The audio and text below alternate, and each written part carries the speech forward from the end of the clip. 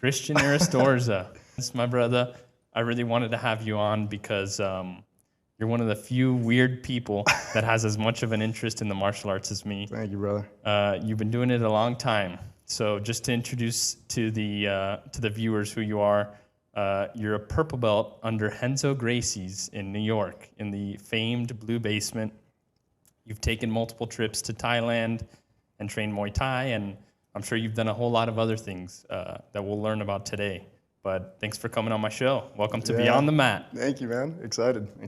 Yeah. I've also taught you everything you know about BJJ. Well, so. I wouldn't say everything, but definitely everything that's decent, I would everything say. That's, yeah. In the not the knife defense or gun defense. Okay. Right. We're starting already. Oh, God. Sorry, Budak and Jimmy. Yeah. But anyways, yeah, you definitely took me under your wing. How did you start BJJ, actually? Why don't we just quickly to get there? How did I start? So did I have influence on that? You definitely did. I would say the first exposure that I ever had was a guy named Andrew Schmer. He's a black belt now with Valente Brothers. And yeah, I just walked into Valente and I liked it. This movie that's behind me, Never Back Down, it kind Classic. It really inspired me. And I was always a fan of the UFC. So he was doing it. I asked him where he was training, and I decided to try it out. Once I had gotten into it. When did you start? See, I don't exactly remember because I may have tried a couple times in high school or in college. I remember I also trained with a guy named Billy the Kid Gonzalez. I definitely had influence on it. You did? Well, I'll get to that. Yeah. There was a guy named Billy the Kid Gonzalez. He was a pro fighter in Miami, and he used to train me on Tiger Tail Avenue in Coconut Grove. Cool. But definitely in college, when I got back into it, you brought me under your wing. You taught me some stuff. You taught me the Ezekiel choke, the Nogi Ezekiel choke. So that was definitely pretty cool. Cool. But yeah, I mean, it's been a great journey ever since. Awesome. So just to start off with something a little spicy. Oh God. You've spoken about how in Jiu Jitsu, when people compete, when they spar, somebody bests the other, and you kind of get humbled. Your ego gets checked. Sure. And in Muay Thai, there may be something different that people may fight and things aren't settled. Yeah. Tell me a little bit about that. Yeah, sure. Okay, so I would start by saying, like, what I think is really important is just for people to find their art, number one. Okay. Right? Yeah. So, like, I think that generally, like, I do jiu-jitsu, but that doesn't mean that the other arts aren't cool. But, like, I would say, like, with striking particularly, like, you can't go 100% every day. Right. Like, if you go 100%, you're going to get CT, like, very quickly. Yeah. I would say that... It's a little closer. I would say that grappling might be a little different just because, like, it's not as high impact, so I feel like you can really scrap. My neck says otherwise, that it's not high impact. So. Yeah, but I do think that, like, it doesn't get as aggressive as quickly. Like, you spar, I'd say, and I've done a little bit of Muay Thai, not a ton, but you spar for the most part at like 60 to 80%. Like, you never go 100%. That's actually higher than I would have thought. Yeah, but I'd say jiu-jitsu, like, sometimes you go fucking bite down on the mouthpiece and you go 100%. Yeah, I would that's say. true. But so I would say that's what's different. So, like, you know, like, you can be a little bit more, I don't know, like, you kind of understand the hierarchy, I think, much quicker that makes sense. Jiu-jitsu than I think you do in striking because of that.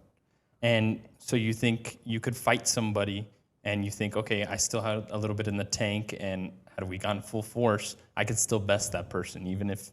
Yeah, exactly. That's exactly it. Like, in jiu-jitsu, like, it happens really quickly, and, like, I think the skill gap is much more prevalent every time that you kind of roll or interact or scrap with someone. So there's less flukes in terms of people beating others in Exactly. sparring. Yeah, that's the way that I see it. And I think that in striking, a lot of the times people do hold back a lot more. Why that is, I think that's just, like, human nature. Like, you always think that you could beat someone if you tried a little bit harder. I think that's a cool thing too about human nature. I still think that in jiu-jitsu. Yeah, I think a lot less than striking. Like, you're saying that you feel like you could lose to someone and you still think that you could beat them? Yes. But usually my excuse internally will be, okay, my cardio kind of ran out, and if I would have just pushed and not been so cognizant of, you know, my heart rate, my breath, whatever, I could do better and push the pace. And, you know, sometimes I feel more technical than somebody, but I don't have the gas. Yeah, I think I think differently. I think that like very quickly you understand where you are in the room, and I think like it depends how often you go, but like if you train with the same partner every time and you get your ass whooped every time, then I think That's you true. understand. Yeah. But if it's kind of like back and forth, then that's fair. Right. You know, I'd So say that's fair. if you go with the same partner every time and your you excuse get is whooped cardio at the same and time, yeah, it's that, I mean, that delusion. Yeah. But you I know, would say. it's that kind of positive delusion that keeps me coming. Yeah, sure. Because you're kind of like, you don't notice it in the moment, but obviously in jiu-jitsu, if you have a room of consistent people, everybody's kind of upping their game. Right. And you're I both, totally agree. If this is the baseline, you're both coming here and you're looking at each other and you're both improving, but you haven't realized how much everybody's improved. Right. So yeah, no, and I would say like that's like, and I don't know, to just jump into whatever. Yeah, into the poetry of jiu-jitsu or whatever, but I do think that like that's why people typically fall in love with the sport. It's not that, you know, you go every time and you always kind of have that belief that, oh, I could have beat this guy. I think it's the brutal reality of like kind of being humbled and having your ego checked, and then realizing that, okay, you can still get better even though you kind of suck at it. Right. So I think that is typically what people, why let's say people stay from blue belt to black belt, maybe not white to blue, but I do think that the reason people stay is just because of that constant feedback and that constant improvement and that ability to feel like you have control over things that you can learn, is what I would say. No, that's definitely pretty good. This is a little bit of an aside, but I'm curious. In a street fight, let's say for self-defense, I always have to bring it back to the practical. And if it's a jiu-jitsu guy and a Muay Thai guy, they only have exposure to those two arts. Who do you think's better prepared, better served for a real life situation? Sure. I don't want to say a cop-out answer, but I would say it depends. I would say like the best way to understand how things would have played out when things were truly like discipline specific was like the UFC, the early UFCs, and like we know how that worked out, right? Jiu-jitsu won every time. Now, as kind of the arts have evolved, like I think everyone's a lot more well-rounded. Like there's a lot of people that they do, you know, they're not black belts, but they pretty much are because they do MMA grappling. No Brazilian influence, more American influence, or even you know, European influence, and like those guys they're savages. Now, if you're in a street fight, like anything can happen, I think. I haven't been in tons of street fights, so I can't be like, oh, I've kicked everyone's ass. That I've kind of. How have you done though in the ones that you've had since you started training? Yeah, I mean you've handled it. Sure. Yeah, nice. You know, but again, like in one hand, if that. But I do think that and it's not that I'm necessarily super skilled or whatever. I would just say that, I mean, I train, you know, multiple times a week, so like it's just something that you're a lot more calm, right? Yeah, like definitely. You've definitely you don't get the same adrenaline rush. Yeah, you've seen the meme of like, you know, that you push a guy or you threaten a guy and he like kind of smiles and leans in. Like that guy's a lot scarier than the guy that is like very mad in your face, I would say. Yeah, and maybe we'll tie this back to your previous point. That person has that calm because they've gotten their ego checked. They're going to war every day. They've just put in their hours, Yeah. And that's like everything in life. Like I think once you have enough experience in anything, it just kind of makes everything a lot easier. Yeah, I think for me, something that makes jiu-jitsu kind of special is for that hour or two on the mat, you got some sweaty dude sitting on your diaphragm, and you know, you really don't have any thoughts. Right. It's kind of it's as present as you'll ever be during the day. Yeah, it's completely. I don't experience that level of presentness anywhere else. Maybe in the shower with the water running or whatever. But even then, you're kind of thinking of your day. Whatever. When you're on the mats, you can forget about the world. Your problems go away, and you're just in that moment in survival. Right. And yeah, I don't know. I mean, yeah, no, I totally agree with that. Like for me, I like to do it in the morning. I feel like it's the best way to kind of kickstart my day. I feel like it's very easy to just kind of go through your day and it just be repetition. And then before you know it, like you haven't done a practice, you haven't been present, you haven't interacted with people necessarily. So like to wake up, to go to the gym, to touch the boys, and just to hang out for a little bit, like I do think it's like very good in many areas of life. The exercise is incredible. And also, I do think that the community is like very healthy. Yes. The community is probably one of the best things that kind of keeps me in the sport. Everyone that does it is like honestly like a very whole person. I wouldn't say that that's how people go when they start, but they understand what it's like to fail. They understand what it's like to suck at something, and to have someone just consistently go to some practice and suck at it every single day, I think that's a pretty healthy person, and they have their like egos in check. For sure. Yeah. I mean, so I've asked this question to people who've trained different martial arts and, jiu-jitsu also.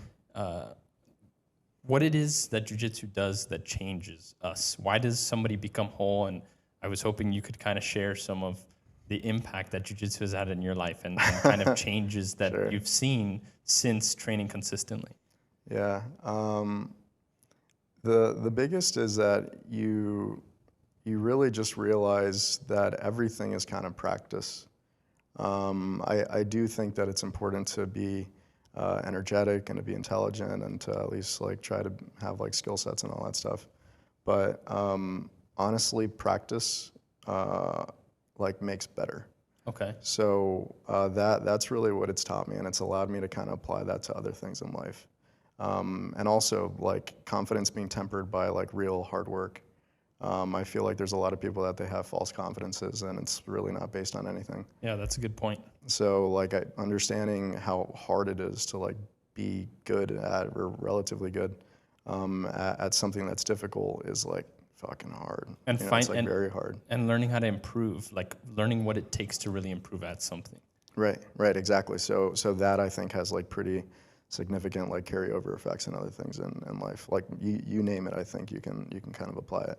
And that's what, because I'm definitely not like an MMA artist or anything like that by any stretch.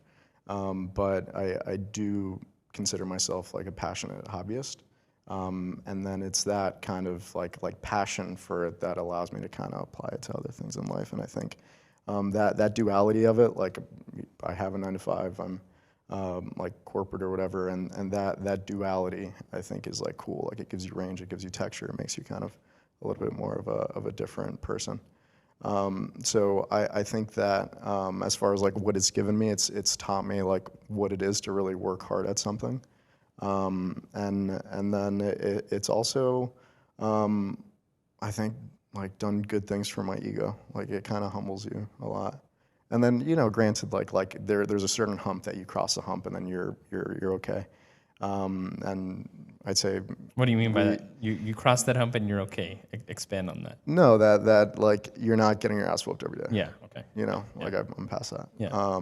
But I still know what it was like. Right. I still know what it was like, and I have like a lot of empathy for those that are going through that, for the nails these days. But sometimes it's nice to of course, to be the one that's giving out the beatings. Yeah, of course, it's the best. But yeah, that resiliency that you earn, exactly, especially in the beginning, where there's that large curve and that mountain to get to that bump that you were talking about. I mean, you got to be built a certain way, or you got to at least develop that mental resilience, that endurance, that fortitude to be crushed and to still come, to get injured, to still come. Yeah. And the fruits of that are beautiful. And like I've had different meanings throughout my like journey or whatever. Like, at first I'd say like there's dirty fuel and clean fuel. I'd say like the dirty fuel was that I wanted to like learn how to kick someone's butt. Yeah. I want to learn self-defense or whatever. Same. So that was what like kind of introduced me to the sport. The first gym I went to was a Gracie Barra, like your classic, Brazilian dojo, And that's not. I mean, I want you to continue on your train of thought, but I also think it's interesting the terms that you use, because you call it a sport. Yeah. And there's some people that would call it, a martial art. Sure. They wouldn't call it a sport, but continue. Yeah. We can go down that. Let's do it. That branch. Later. But I would say like what brought me into it was really just that self-defense component. And then you kind of learn that self-defense component, and then you realize, and this is also going to get to your sport comment, you realize that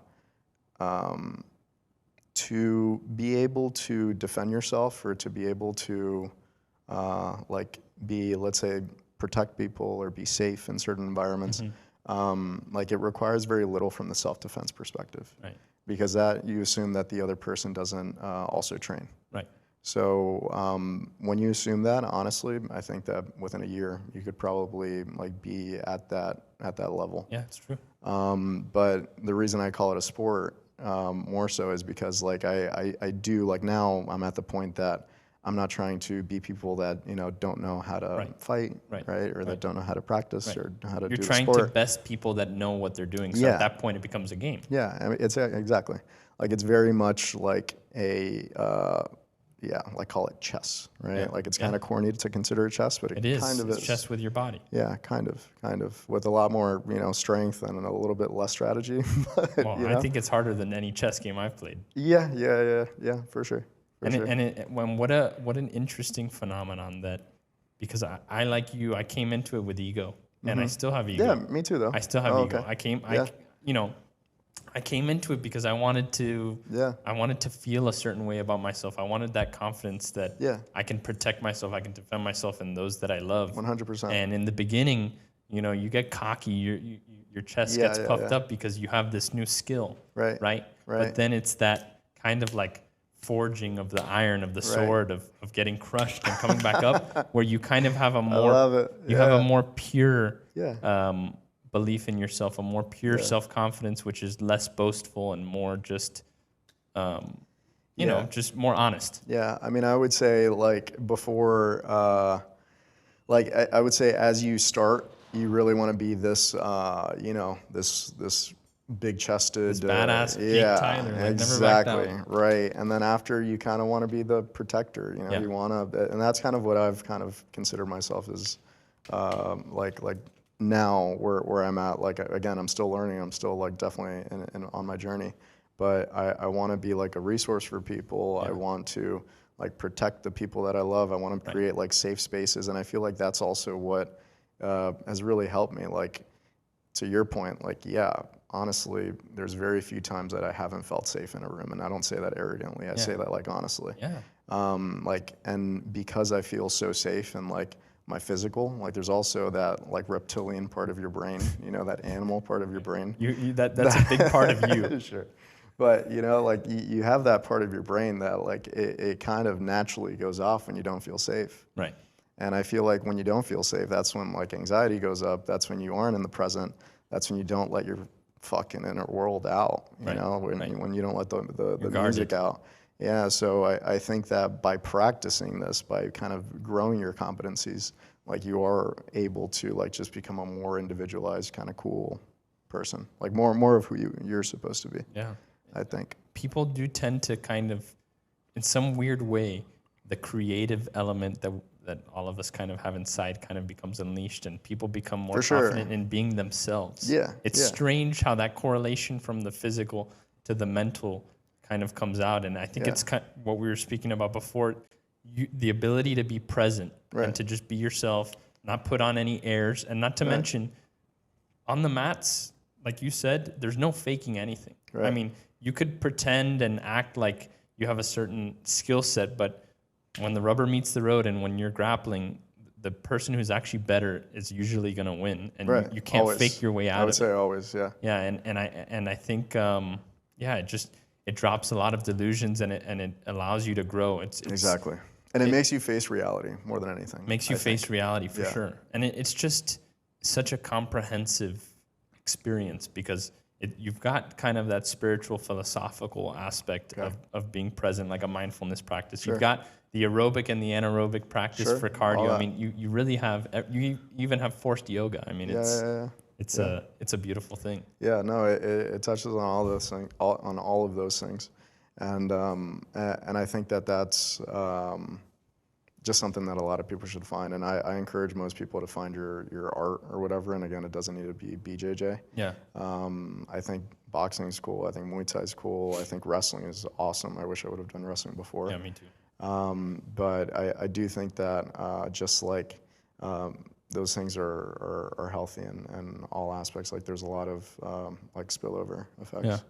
So to get into a little bit more technical conversation Sure. for the people that are kind of in the game, you know, this is kind of building off of that whole sport martial art distinction. The art has evolved, and there's a camp of people that do what's called the ecological method of training, and there's some people that do a more traditional drilling and some sparring, and then maybe trying to implement that those moves that you learn drilling and sparring.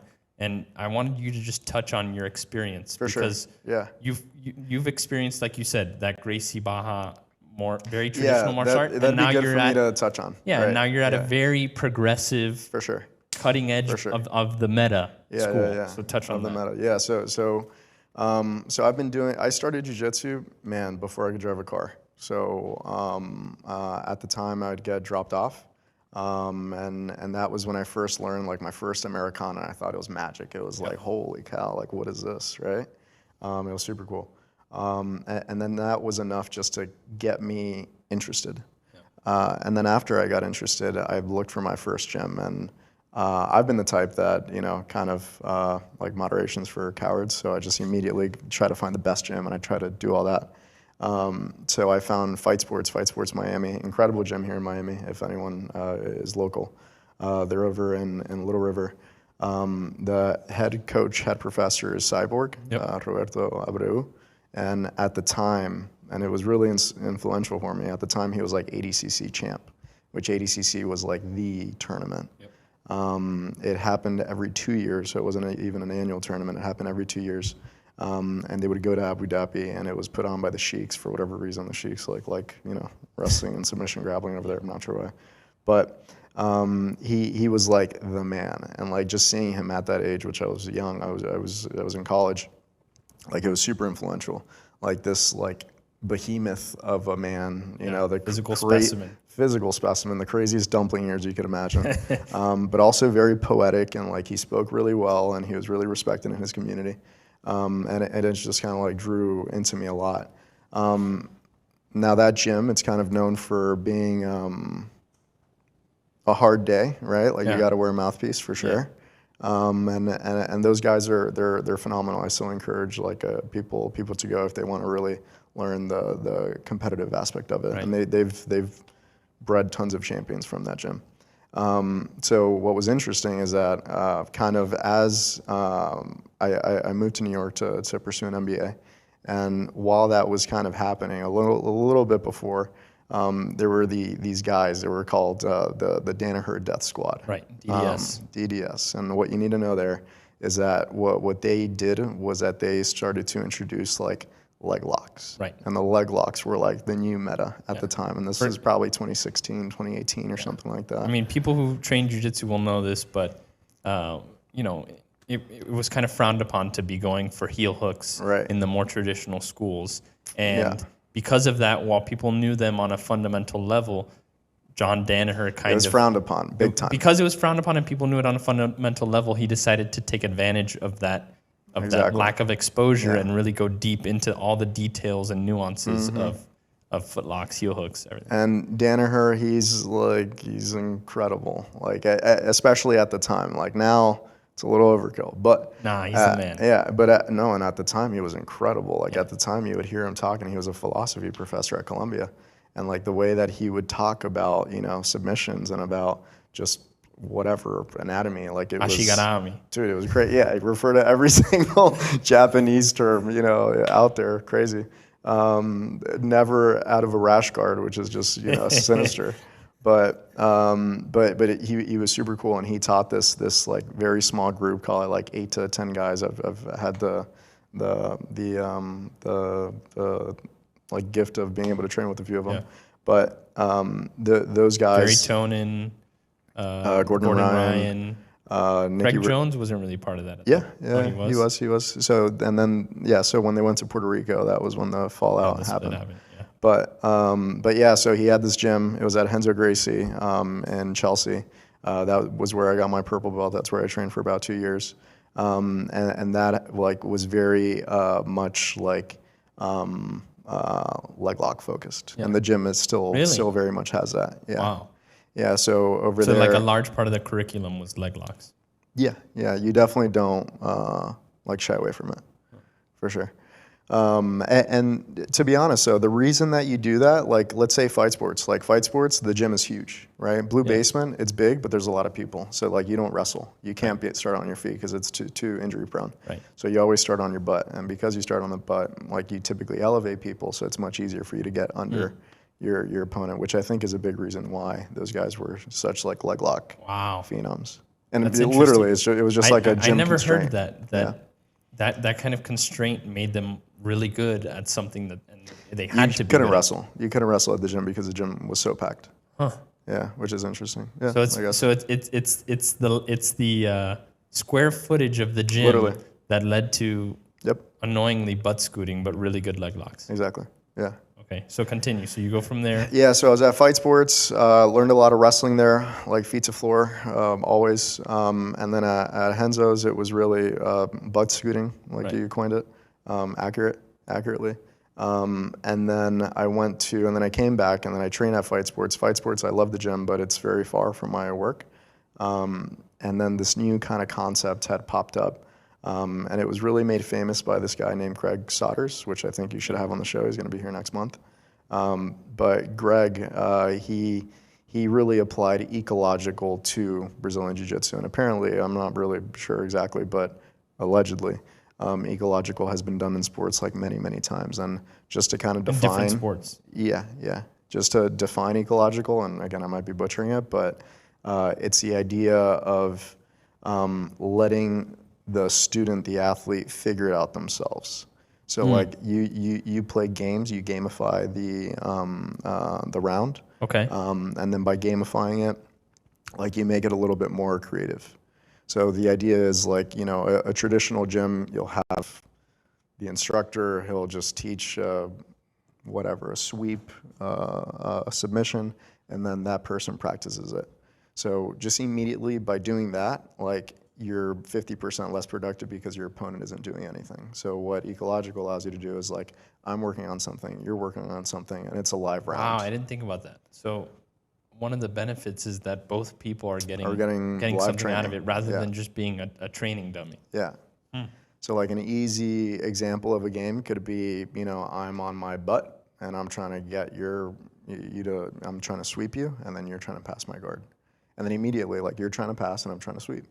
So that's kind of a game that we're both trying to get something out of it. And you do have like a terminal event, like you do have a winning position. And then when you have a winning position, you flip-flop top, bottom, or whatever. And it's cool. Like I think it's really cool because like, again, I've been doing the sport enough that there's very few techniques I haven't seen. There's very few things I haven't seen on YouTube or live at a gym or anything like that. And now I'm really just working on my timing. I'm working on refining. My body type is going to be very different than, let's say, the instructor, so I should be doing things that, work well for me. And that's a really good example. Like over there, Cyborg, like he would teach things that, like, yeah, you need to be 250 pounds and like, What is it called? Tornado? Yeah, tornado guard, tornado sweep. Yeah, he would teach that. And that pass that he does, maybe that's the same thing. But yeah, but exactly. So you need explosion, you need power, you need strength. Exactly. And I would try to have a lot of those things, but it works really well for his body type. Versus, let's say, Mike Giamello, he was a head coach over there at Renzo's, and Eric Sermon, awesome coach. Like those guys, they're smaller guys, which is great to learn jiu-jitsu from because it's like true technique that works really well. But it's also a different technique that might not necessarily be what I want to be doing. I might not have the flexibility. I might not have the leg dexterity. I might not have the same, let's say, physical attributes that those guys have. So what Ecological lets you do is you just kind of figure it out, and you figure out what works well for you. And it's also like the scientific method. So I don't know about you, but I was like the type of kid that when someone tells me not to touch the stove, I kind of need to touch it and burn my hand myself, Yeah. So like what that lets you do is you try something, you're like, maybe I could do this, and then you do it, It works, it doesn't work, but you figure it out. And you figure it out the hard way, or you figure out what works well, and you get that instant feedback very quickly. And the coaches still help you. They still tell you what you should be looking for. Like, let's say leg locks, they'll tell you always capture the second leg or whatever. But it's a lot more creative, I would say. Yeah, it's just, I mean, I think Ecological definitely has a place. I think the aspect that you talked about where it's not a full live spar, but it's heavy resistance, I would say, or is it's it? like, yeah, I mean, it depends on the gym probably. It's like 90% we're going for it. Yeah. Okay. I mean, which I think that isn't good for longevity. Like, right. I'm still not in my 30s. I'm about to be soon, hence the Britney shave. Yeah. But like, I don't know how long I'm going to be able to do it. But for now, I feel like my abilities have really scaled up. And also, a lot of the reason why I went, like, I came from Renzo's, the Blue Basement. Like, that's a pretty legendary gym. And when I came to, it's called Ground Game Theory, by the way. Check them out. Incredible gym. Great coaches. I got straight ankle locked by a white belt. And that was just like, what the hell are you guys doing here? Like, it works. Right. And then I've just been at the gym ever since. Now it's been about a year and a half or so that I've been there, and I love it. So, I mean, the logic of drilling a specific position or sparring within a specific position with certain constraints, that makes sense. You're going to get really good at that specific position. But, you know, I have my doubts. One of them is, like you said, how long can you last when you're going 90% every day for an extended amount of time? But my 100%. Other question is, one, are you creating, or will you have holes if you're specifically focusing on certain areas? Like, you're going to get really good at something, but are you going to have kind of a well-rounded understanding? And as somebody that's coming in, let's say, you know, somebody, because of this podcast, is interested in starting jiu-jitsu, and they go to a school that does Ecological, how are they going to even know what to do? I mean, the importance of drilling. Yeah. Drilling has to have importance, and kind of, you know, this is a segue into my next question, which is drilling necessary? But drilling, you're kind of building muscle memory. You're ingraining those neural pathways of certain movements. You're figuring out things that have been time tested that work, right? Like you know, a specific weave pass, or going through headquarters, isolating the arm, getting an underhook, whatever. You're learning exactly how things work and kind of a roadmap. Right. So without that roadmap, how can a beginner figure it out? How can they learn jiu-jitsu in a well-rounded way? Yeah. Just Ecological. Right. Like, as far as the holes, like that's why you need a coach, right? So like I do think that Carmichael, Kianush, like what they do great is that they teach to the room's level. So let's say you have a complete white belt, like they'll play very simple games that would be appropriate for the level. Their advanced class, like they teach very specific games that put you in like odd positions to make sure that you're growing. So that, like, typically that's what the coach is there for, and what they do. They play games, or they set games and the constraints and the winning objectives in a way that the students like would get a benefit from.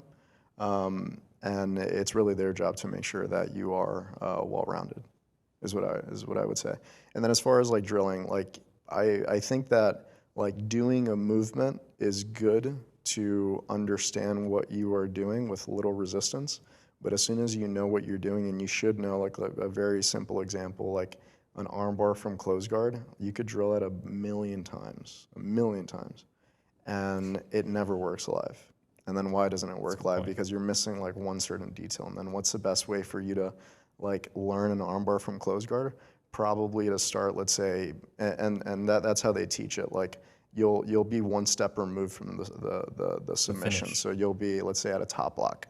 So I'll have like your shoulder in my close guard, and then that's how you work to the armbar. And then the more the room gets better, and the more that the room understands that, okay, I can do a submission now from a top lock position, that's when you start adding more liberty and degrees of freedom to the thing. That's when you go close guard. That's when you start like whatever, opening it up. Well, I'm gonna play devil's advocate against my own argument, which is something I just thought of. You know, usually when you're taught a technique and then you drill it, you're taught kind of the broad strokes, but you're not taught exactly every single detail. There could be something with your hand position. You know, one hand should be over the other, your head position, your posture, whatever. There could be something wrong, and you could actually be drilling something incorrectly and ingraining poor muscle memory. Which is like 90%, I would say.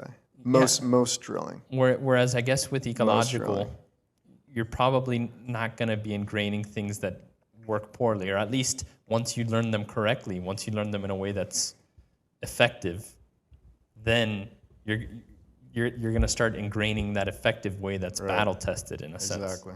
No, exactly. So when you practice live, I think it's just no nonsense. You know what works and what works and what doesn't work. That's really the beauty of ecological. Like, you get that feedback quickly and you figure it out yourself. And I think when you figure it out yourself, like, that's when you actually become an artist. You know, like, what art do you have if that's you're back to our other point. Constantly what your coach is telling you to do. Yeah, to the kind of the previous point is people become a little bit more creative when they're doing jiu-jitsu, and maybe it's kind of that aspect of, there's a right way to do things, but everybody has a body type that works differently.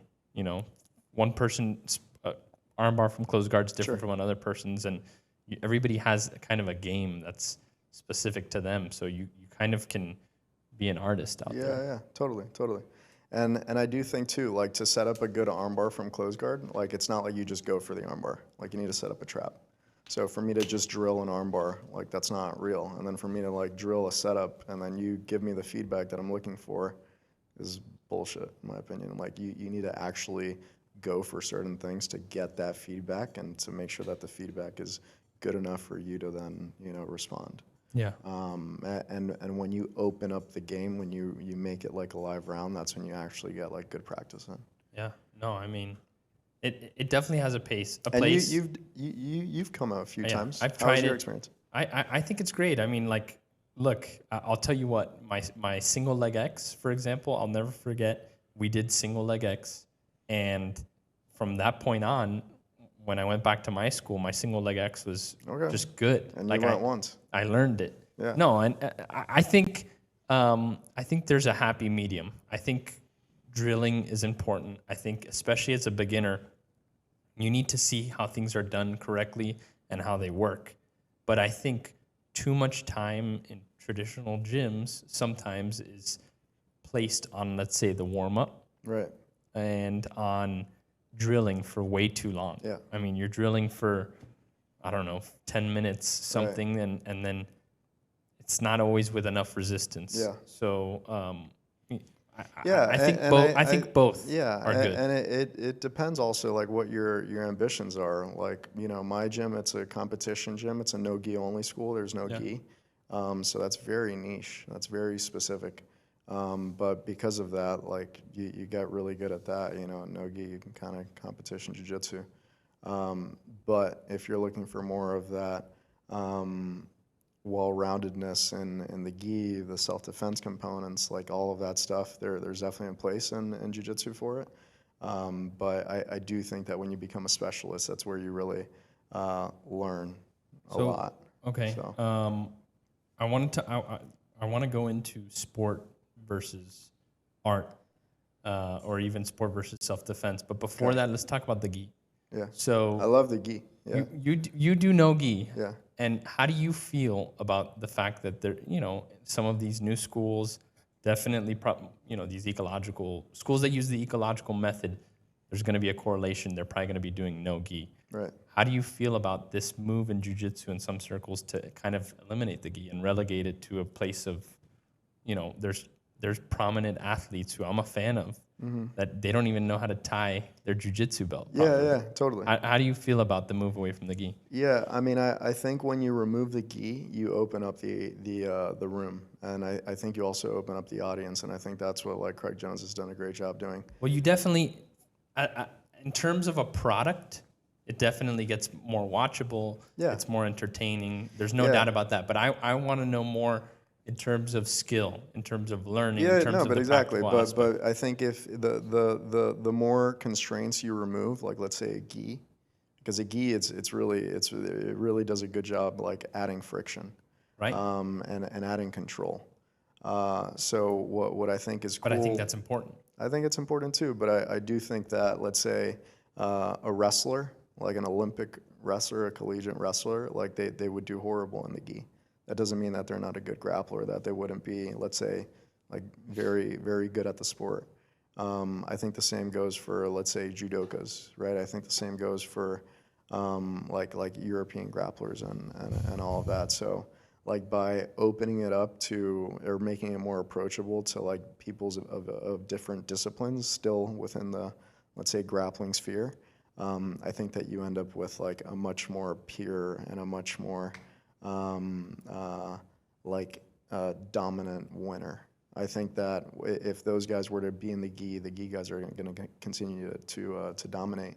But by removing the gi, you have a lot of like really good competition, and I think competition is like I any agree, free but market. I think you also I don't know if I agree that you open up the room, because I think in no-gi there's a lot more of the aspect of getting sweaty, of exploding out of things. The gi tends to, because of that friction, things slow down. Somebody who's older, maybe weaker, has more of a chance to get a grip on somebody to slow it down. And I think when sometimes there can be people that in a no-gi situation are absolutely incredible, but their actual technical escapes maybe are not at the level of somebody in a gi who has to peel off grips, who has to do something perfectly technically in a slower environment rather than exploding out of it using athleticism, strength. But I think if we're talking about self-defense as an example, like I think that no not gi just is a lot more self-defense, I think practical. also,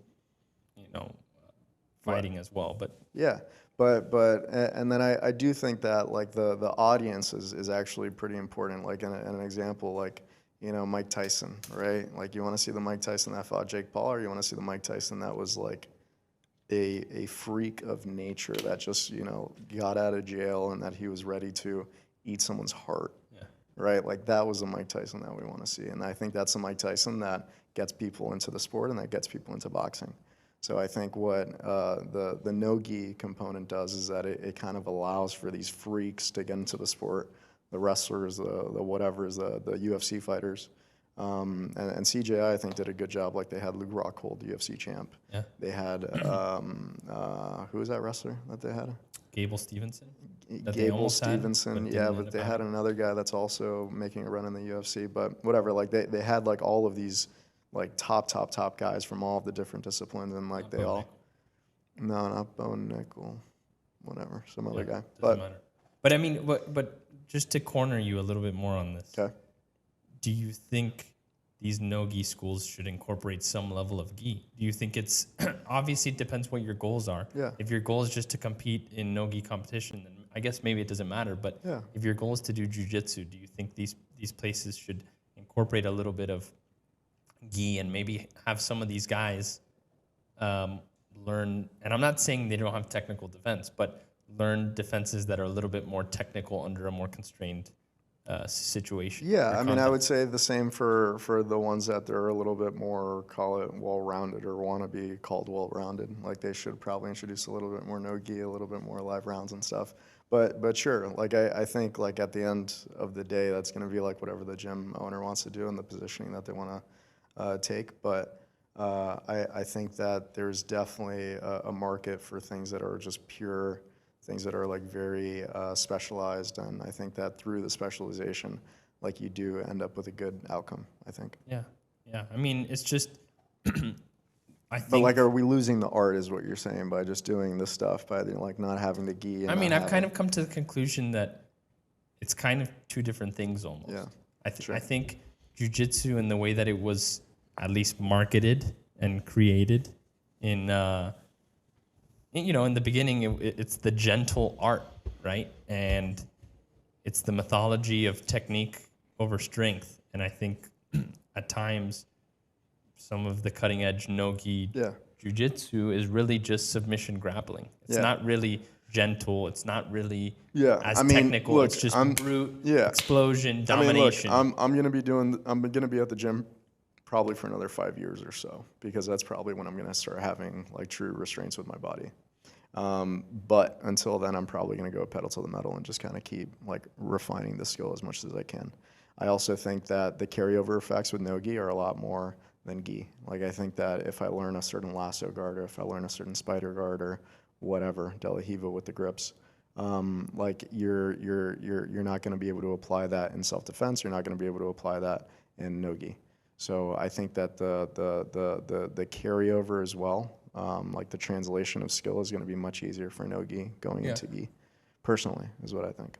Okay, and then what do you think about? So my instructor made a good point about just about sport jiu-jitsu in the context of self-defense, in the context of a street situation, that maybe the downside of certain techniques is that in an altercation, whether that be in a cage where strikes are able to be thrown, or in the street, they may suffer. Yeah. What do you think? So what do you think about learning techniques that might be, like For sure. said earlier, might be ingraining bad habits, bad muscle memory, that in a situation you can kind of get screwed over? Yeah, no, I mean, I don't disagree. I mean, I think that like a big portion of grappling, especially like in a true combat experience, and that I think that's also the difference between self-defense and, let's say, MMA grappling. I think that's its own sphere. Yeah. Like again, self-defense, you assume that the person doesn't know how to fight. So I think that my butt scooting, and I don't think that I would butt scoot against a guy that doesn't train. I mean, I would just, blast double, and that'd be that. But I do think that MMA grappling is its own sport, and I think that is different than, let's say, competitive jiu-jitsu. And there's even combat jiu-jitsu with, palm strikes and all that stuff. So with that, I would say you need to practice what you're wanting to What your goals do. are. Yeah. And like MMA jiu-jitsu, I trained that for about a month when I was in Thailand. I exclusively did MMA jiu-jitsu or MMA grappling, and that is like a whole nother sport. You wear gloves, and just by wearing gloves, like your forearms are, oh my God. Yeah, and you can't go for certain submissions. Like one of my main things is like Darce chokes. And like a Darce choke is very hard with a glove on, personally. Really? And then that's where, like, typically, because you can't get that full lock, you'll do the Khabib Darce, which is like much shorter on the forearm. Halfway on the forearm. Because your gloves allow you to do that. So I think like you'll refine whatever you're practicing and whatever like your true like competition or practical applications are going to be. Yeah, I mean, what I kind of go back to, once again, shout out Burak. He made this argument, which is that you see a lot of guys in the UFC, they, sometimes they train in a purely jiu-jitsu setting, right? You go to an MMA gym and they'll have, okay, today we're doing jiu-jitsu, today we're doing grappling, today we're doing boxing, whatever, and you're kind of training in a way that's like attenuated. Each thing is kind of in a vacuum, right? Yeah. And something that happens in the UFC and it never works is deep half, for example. Yeah, sure. Deep half. And I know that it's what your goals are, but I think at the end of the day, we're doing a martial art. It's a sport, but it's a martial art, and on some level, you need to kind of, in my opinion, keep that as the North Star, right? Yeah, but deep half. I'm curious what you think about this. Deep half, to get that to work when strikes are being thrown. I mean, it's hard, and you have guys who. Yeah, but they fought 20 professional fights. I got you. I see where you're going. But they're still reverting back to that muscle memory of going into deep half, and then they're getting knocked out. Mm-hmm. Yeah, I mean, I would say like look or taking damage. Yeah, but typically like you look for specialization is where I would go, just like full stop. So like I wouldn't go to. And it's not a Valente Brothers thing, but I wouldn't go to a jiu-jitsu gym to learn striking, period. Yeah, I'd learn striking at like a specialized striking school. I'd learn grappling from a specialized jiu-jitsu school. But do you trust yourself to put it all together? Well, that's just your ambitions. That's just honestly like what you want to do, and then maybe you refine both, and maybe you have that integration is when you practice MMA. And then you can go to MMA schools and you can make sure that everything is kind of whole, that there's no like very obvious blind spots in your game. But I do think like for you to build skill, it's better to build skill like at these specialized schools. Yeah.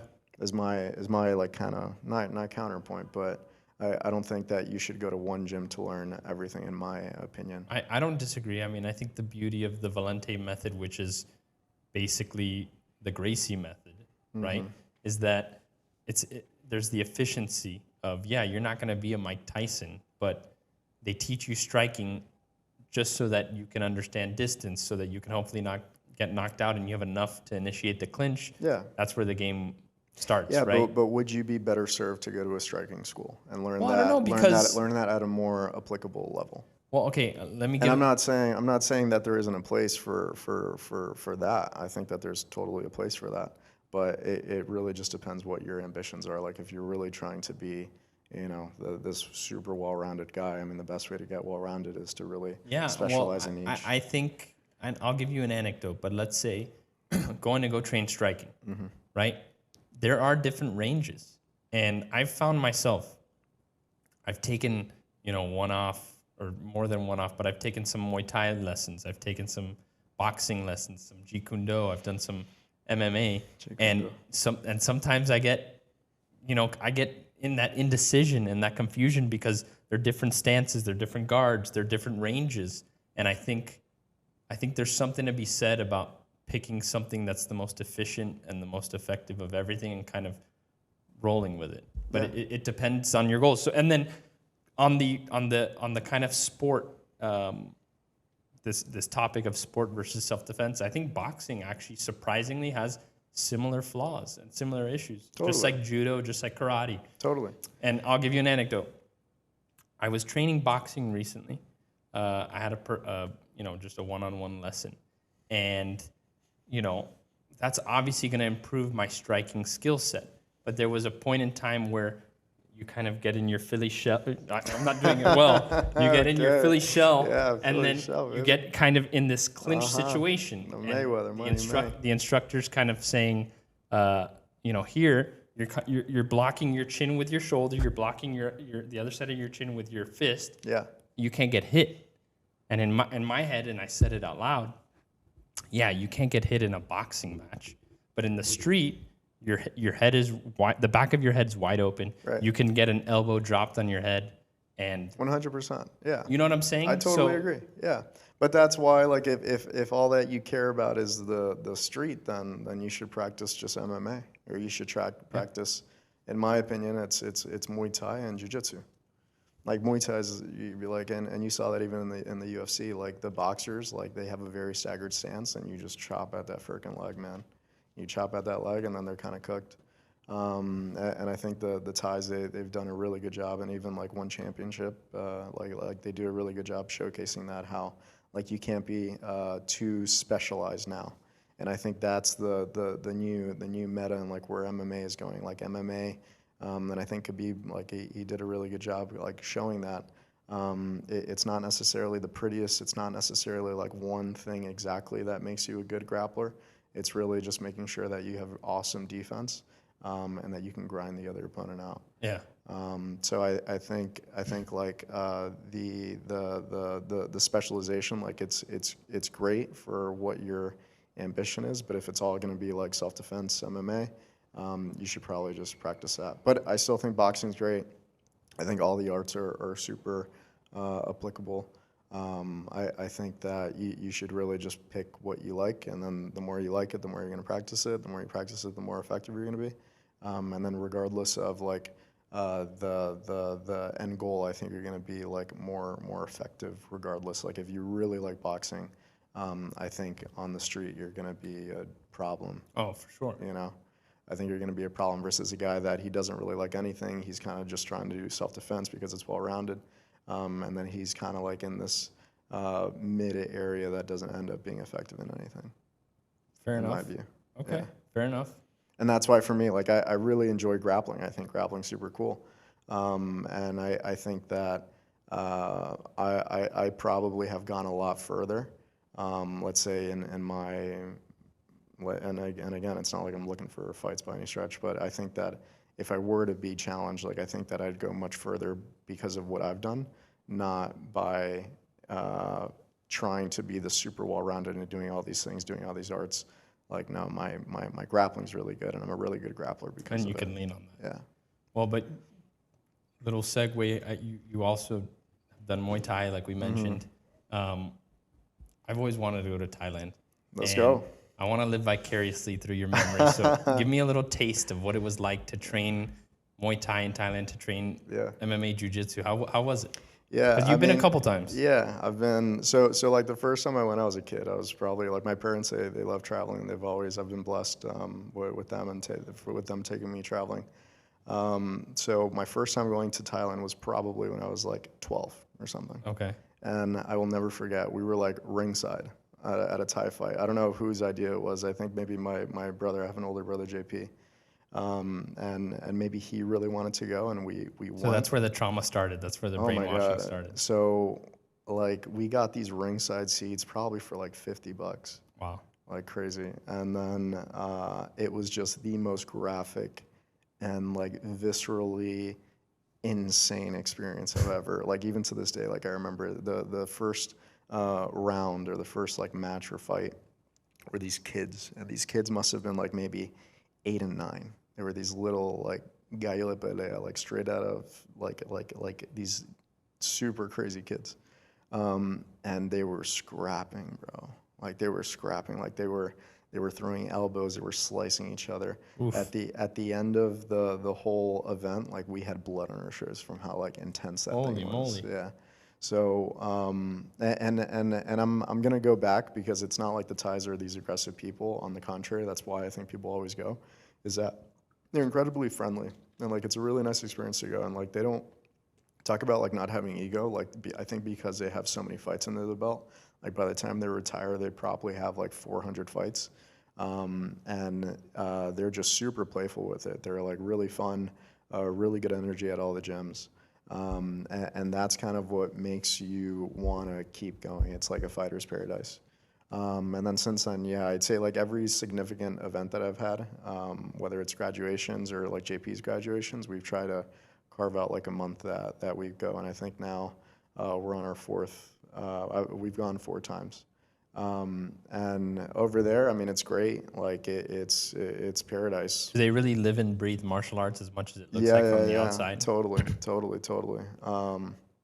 Yeah, like it's, but again, it's not like, I think the reason that people train in the US, it's really just because it's like their country's sport. And you can even see that like in the Philippines, like you look at like who's the governing politician, and it's like Manny Pacquiao, and it's like, why Manny Pacquiao, right? Like he sings karaoke, he's a boxer, and it's just because like people resonate with the sport, and people think that like to be successful in that is like a good accomplishment, and I would say that that's still like very much the case in Thailand. And nothing, man, it's fun. Like, do you think Muay Thai has the same sort of like 360 effects in making you, maybe, I don't want to say a better person, but just, you know, the spiritual, the physical, the maybe over there, and yeah, maybe over there. Like I think that's where I think really just competition does that. And again, it's not like I've competed a ton, but what competition has allowed me to understand, and I think what these guys have like a lot more experience doing, is just like staring down the barrel of like winning or losing. And I think that like both on the upside and the downside, like I've won against people that I mean I would have looked at them and I would have thought, never in a million years should I like win against a guy like this, like, you know. In what? In jiu-jitsu. Yeah, like guys that they're huge, they have a neck tattoo, they have the big beard, and it's like, you know, and for me, like it has really like it has applications to like even the real world. Like it's for the most part not what you're scared of that you can't overcome. It's like the people that you don't think that that the people that you think you're supposed to win against are the people that typically gives you problems. Yeah. In my opinion, and I think that like when you constantly go in the ring or whatever, you realize that it's really a you versus you. Like there's totally an opponent. I don't want to come off as like overly virtuous here, but like I do think that the competition's against yourself, and I do think that when you end up like in a situation that you lose, like you do end up wanting to go in again. And I think like the reality of loss is also like not as bad as you think. And I think that like when you lose, like and when you realize that, okay, it wasn't that bad to get in the ring and to, you know, get got tested, or whatever, you end up like wanting to do it again. And I think that's really applicable for life. Like, how many times do people just not do something because they're scared of like the bad thing that can happen? Right. And as soon as you kind of liberate yourself from that belief, like it's kind of sky's the I mean, limit. it's even, you know, every time anybody steps foot on a mat in a gym of any type of martial art, in my opinion, they immediately have respect because it's that fear of the unknown. You don't know Right, exactly. what's going to happen. You just finished watching the UFC, somebody getting slammed on their neck from a triangle. And, I mean, the danger's there, but, you know, that's what makes life fun is being on the edge of danger. No, I mean, last thing you want to be is, who's that UFC fighter that slammed? Rampage? Rampage Yeah, Jackson. like last thing you want to be is on Rampage freaking highlight reel. But I would say like more often than not, like it's not that bad. And when you realize that it's not that bad, that losing isn't that bad, and that, okay, actually winning is more like possible than you think. You just try things out a little bit more. Like you put yourself more out on a limb. And I think that that's true in martial arts, and I think that's true in life. And I think that that's like a carryover effect that's like really nice when you do start competing. So quickly here, I want to before we end this, I want to touch on your competitions because you have competed in Jiu Jitsu, and you know that's a different thing than just sparring in the gym. It's an added level of intensity. It's an added level of nerves. Right. How was that experience for you? What surprised you? And just bring us into kind of a day in the life of a competition. Yeah, I'd say like 2 weeks before, you're like freaking out. Like every single day, you're barely sleeping, and for whatever reason, like you're competing for a $5 trophy, if that. But there's a big social component. Yeah, and, like, is it gym, fear of not being accepted by your peers, not looking good? Is it fear of injury? Is it what is it? No, or is I it wouldn't say it's fear of injury. I'd say it's like a lot of people and that's why I started competing and like not even telling people, because like last thing you want is like people follow up if you know, like when your competition's going on. And I think it's like much better just to like have less nerves and go over there. And I think the nerves are a huge component. And like the more you compete, the less nerves you have. Like the first time I competed, it was a gi tournament, IBJJF, and my forearms, bro, were absolutely gone. From the grips? Absolutely gone. Like I had nothing. And you're probably tense, and you're gripping the lapels, and like crazy, holding on for dear life. You don't want the guy to pass your guard. And then you do that, you know, God forbid you have another match after because you fucking get through. And you have nothing. You have nothing in your soul, nothing in your tank. Like talk about dopamine drop or adrenaline dump. Like that's totally true. But then the more you do it, the less of that dopamine drop and the more kind of like natural it gets, is what I would say. And I would encourage you to compete. I want to. I want to. I think that'd be Purple good. belt's going to be a tough level to compete at, but I want to get to the point where I do, and I intend on doing it. So.